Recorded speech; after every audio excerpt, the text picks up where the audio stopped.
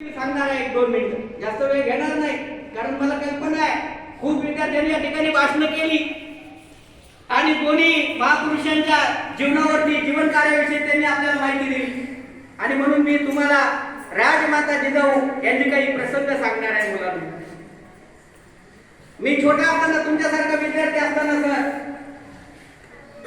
मी एक छत्रपती शिवाजी महाराजांवरती आणि राजमाता जिजाऊवरती एक पोवाडा निर्माण केला होता.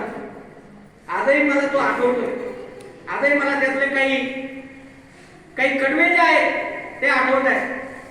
ओम नमो श्री जगदंबे नमन करून, ओम नमो श्री जगदंबे नमन तुझ अंबे, करुण प्रारंभे डबावर थापतून तुण्याचा, डबावर थापतून तुण्याचा शाहीर हा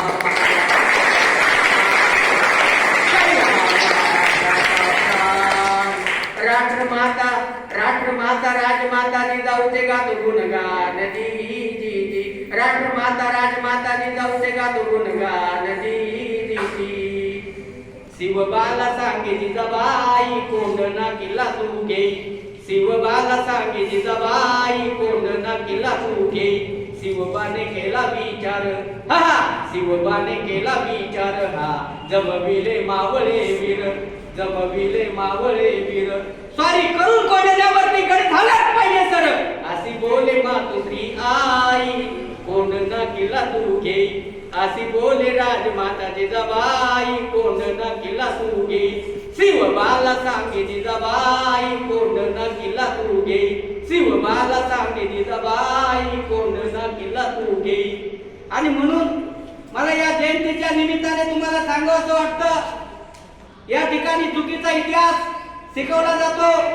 मुलांनो, राजमाता जिजाऊ असतील, त्यांचे पती शहाजी राजा असतील, त्याचप्रमाणे त्यांनी आपल्या हिंदवी स्वराज्याचे संस्थापक छत्रपती शिवाजी महाराजांना जन्म दिला ते असतील, यांनी जातीवाद आणि धर्मवाद कधीच केला नाही. त्यांचं जे काम होतं ते जाती आणि धर्माच्या पलीकडे जाऊन होतं.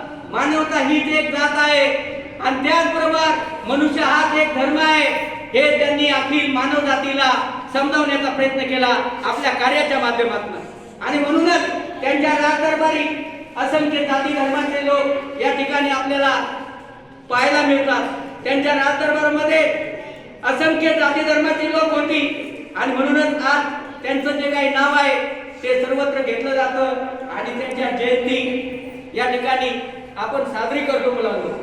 म्हणून आपल्याला देखील आपलं असं नाव व्हावंसं वाटत असेल तर निश्चितपणाने आपले विचार आणि आपलं कार्य हे चांगलं असलं पाहिजे, तरच आपण देखील या इतिहासामध्ये राहू शकतो. भविष्यात आपला देखील आपण इतिहास बनवू शकतो. या निमित्ताने मी तुम्हाला सांगू इच्छिन की तुम्ही सर्वांनी आपला करावा विचार तरवया पार भवसिंधू. आपण आपल्या जीवनामध्ये आपला विचार करायला हवा, आपल्या संदर्भात आपण काळजी घ्यायला हवी. मुलांना तुम्हाला खूप सुंदर जीवन मिळालेलं आहे. आपली शाळा देखील खूप सुंदर शाळा आहे, छान शाळा आहे आणि निश्चितपणाने तुम्ही देखील अशा महापुरुषाकडून त्यांच्या विचारामधून प्रेरणा घेण्याची नितांत आवश्यकता आहे. या ठिकाणी मी जाता जाता एकच मौलिक संदेश देईन आणि या ठिकाणी थांबतो. जाता जाता एकच मौलिक संदेश तुम्हाला देतो. प्रत्येकाला